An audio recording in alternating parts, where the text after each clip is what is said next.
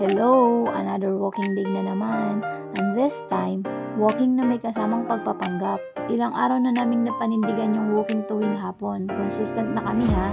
Pero ito na naman, yung pinakamalakas na kalaban ng fitness journey, cravings. So habang naglalakad kami, ang goal talaga, healthy living, discipline, strong independent women. Pero pagdating sa route na to, hindi maiwasang lumiko.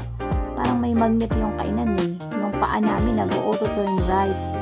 And yes, kumain na naman kami. Pero disclaimer lang ha, hati lang naman kami sa isang order.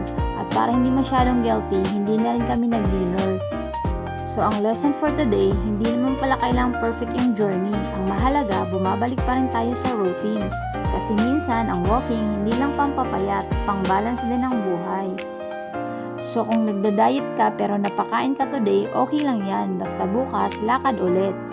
Kaya ang fitness journey namin, 80% walking, 20% pagkain. Ciao!